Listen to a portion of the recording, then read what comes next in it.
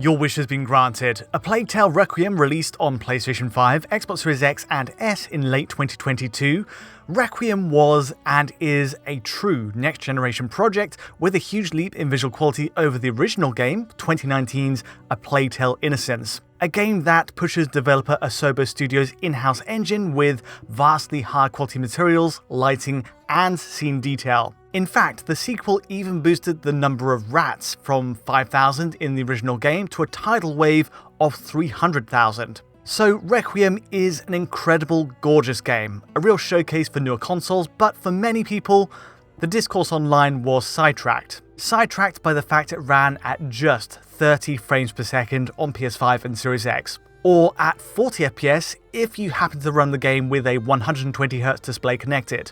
Still, it's 30 FPS for a majority of people, and crucially, a step back from the original game's 60 FPS performance when played on these consoles.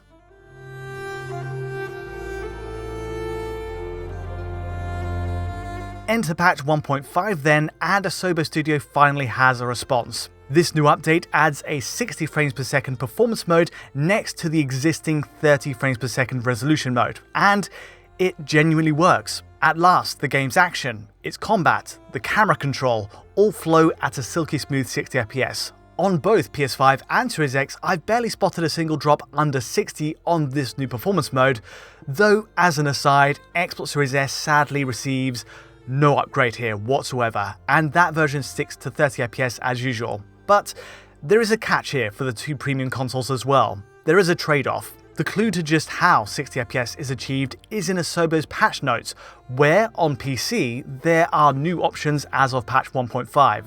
Crucially, players are now able to adjust the refresh rate for rats and NPCs, as well as reduce the number of rats on screen. All of this saves hugely on CPU performance, and yes, to cut to the chase, both PS5 and Series X make use of these low rat and NPC refresh rate options. The result being, while we do get 60 FPS gameplay in the performance mode, the catch is the swarm of rats and the characters around towns still update at 30 frames per second.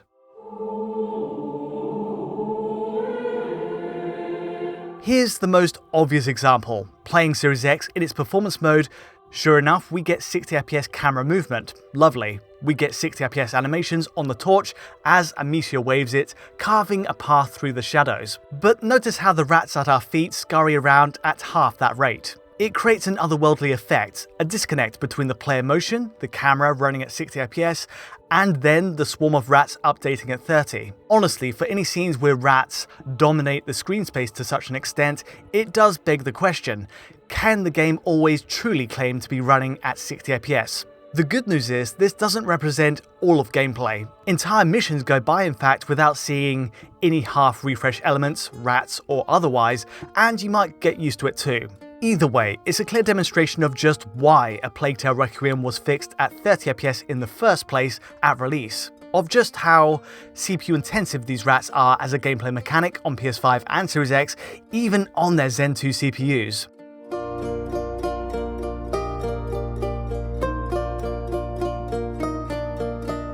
This isn't the first time we've seen this half refresh animation trick, not even in this generation in fact. Only recently we saw the Street Fighter 6 demo running with the cut down refresh on NPC animations, especially in the World Tour mode. The further into the distance the characters are, the lower their refresh gets, but walking closer snaps them into full 60 FPS animation.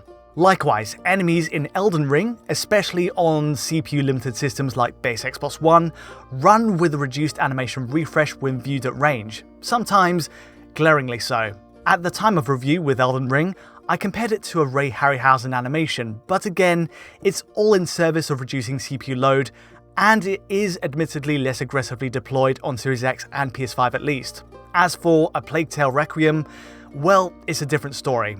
The distance at which you see the rats doesn't matter for a start. They never switch to 60 FPS at any point, at any range, and even up close they remain locked at 30 FPS. Also, it's possible their refresh is set to an even lower rate further away, right at the back, but with the swarm being as complex and dimly lit as it is, it's a challenge to confirm. As an aside, it's also difficult to spot any obvious reduction in the number of rats on PS5 or Series X. I'll be honest, I haven't counted all 300,000, but what we have in the 60fps performance mode is still an overwhelming amount. But that's not all. NPCs and towns, of course, also use a similar low refresh trick, even if it works a little differently to the rats. Here, the animation rate is actually metered out according to distance, similar to Elden Ring or Street Fighter.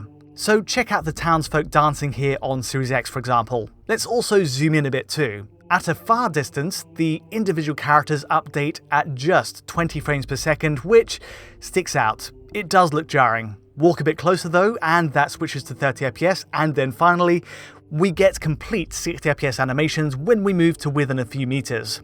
Now, thankfully, this only affects NPCs around this big city here. Human enemies in the field, meanwhile, always update at 60fps, and even across huge distances, they stay at 60. Asobo made the right call here, I think, because keeping enemies at 60fps helps for player reaction speeds and countering during any real action.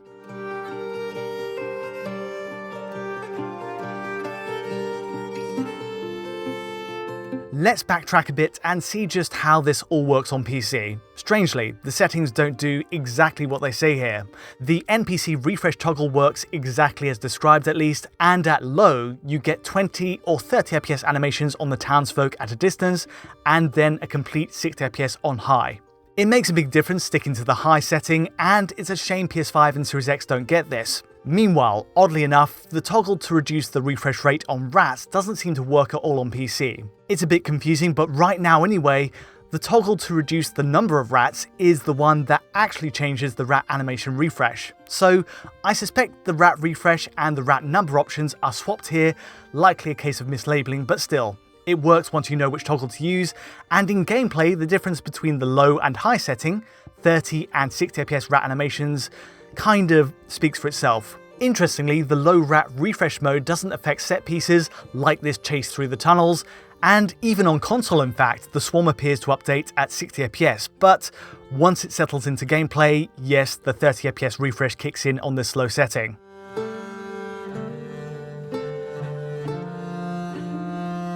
The bottom line, neither PS5 or Series X are able to push for 60 frames per second rats, which is quite a statement. But low refresh rats are just one of a few trade-offs Asobo has made, in fact, in order to get the frame rate up to 60fps. There are a few other changes on top, starting with the resolution. Taking Series X as an example, though all of this applies on PS5 as well, here are the modes in comparison, performance versus resolution. On the left side, the pixel count drops to a native 1920 by 1080, down from the 2560 by 1440 on the regular resolution mode. On both PS5 and Series X, this 1080p image tends to blur details towards the far distance, but on balance, the doubling in refresh on performance mode, in my mind anyway, makes up for the loss in image quality.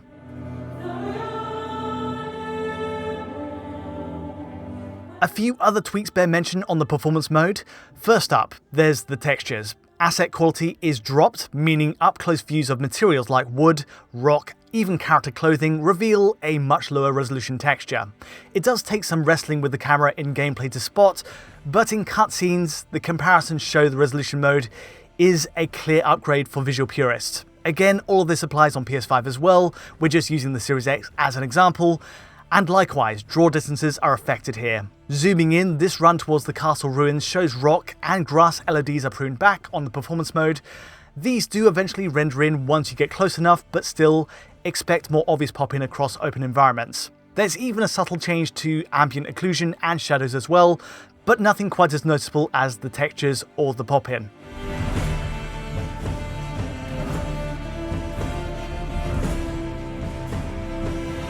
For more complex areas like towns, the cutbacks go even further in order to hold 60fps. So notice on performance mode, entire chunks of grass are stripped outright from the scene. They never load in, and it's pretty evident switching back and forth between the modes in this market area that plant detail at Amicia and Hugo's feet is removed. More surprising still is the wildlife. The geese, the hens, the ducks walking around the streets are removed on the performance mode. Switching to a full screen view of the resolution mode, we have poultry, waterfowl, all roaming freely, all dodging out the character's way as we run forward. It's a really neat extra touch and just helps make the town feel alive. But clearly, switching to the performance mode, something had to give.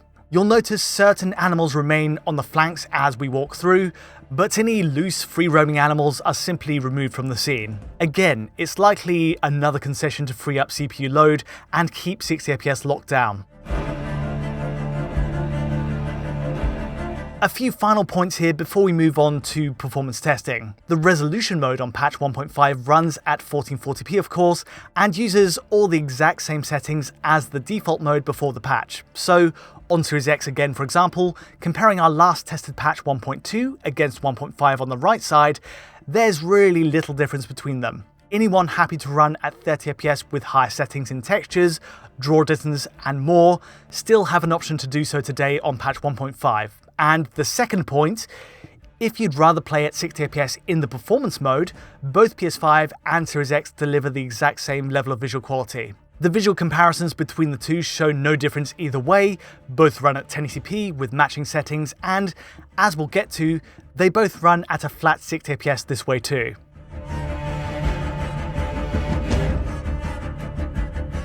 To the performance testing, and starting with PS5, it's a huge success all round. After the drop to 1080p, the removed flora, fauna, the drop texture resolution and ambient occlusion quality, after locking the rats to 30fps, the actual gameplay runs fluidly at 60 in performance mode. The benefit in playability is huge as well.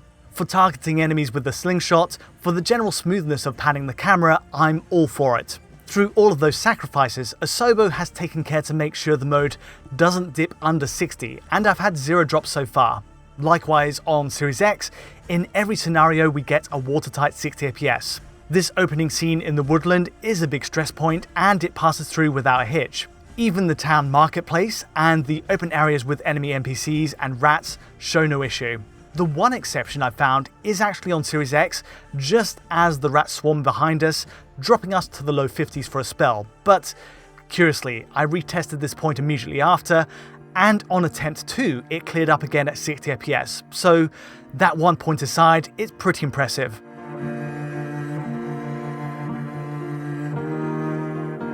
The team at Asobo manages to deliver 60fps even with an asterisk attached, but there's a surprise extra on patch 1.5 here.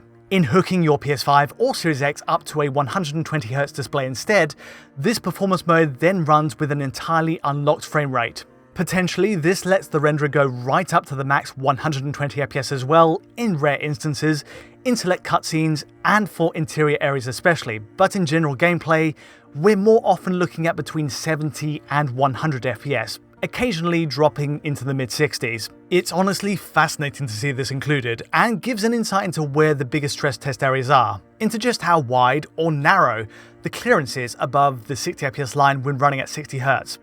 Now, to be clear, the visual settings here are identical to playing on a 60Hz screen, but for anyone on a VRR supporting display, running at 120Hz is a great bonus feature, and for the rest of us, we have a flat 60Hz line. An interesting byproduct of running at unlocked frame rates is, it turns a Plague Tale Requiem into a kind of benchmarking tool. It means we're able to actually pit PS5 against Series X in matching shots, to see exactly how their specs translate to raw frame rate performance beyond the veil of that 60fps cap. The opening route to the castle, for example, reveals both are equally stressed, down into the mid-60s, though Series X does take a lead by 3 to 4 FPS at points. Likewise, for the route through the town, we're quite tightly matched here. In this case, we're closer to the 90 to 100 FPS region, but again with a marginal but consistent Series X advantage. This lead seems to only grow for any real action though, and in wading through the swarms of rats, we've got a lead by as much as 10 FPS. And in this surreal, dreamlike sequence, it's actually nearing 20 FPS to the better on Series X. In most practical scenarios, the margin is more narrow, but still, it's clear that for the best returns on a VR supporting display, Series X is the one to recommend. Before we wrap up, it's worth touching on the resolution mode. Of course, connected to a 60Hz display, you get the expected 30fps lock just as before the patch, running at 1440p with all the extra bells and whistles in textures, foliage density and more. And, as before, switching to a 120Hz display, the cap raises in the resolution mode to 40fps once again. I'm glad to say this runs equally well on both Series X and PS5, with no drops under 40 FPS if you prefer to push for higher visual quality. At 40 FPS or 30 FPS on the resolution mode, it also inevitably hides the lower refresh on the rats and the NPCs. Either way, if you're set on sticking to this resolution mode, A Plague Tale Requiem has never run better.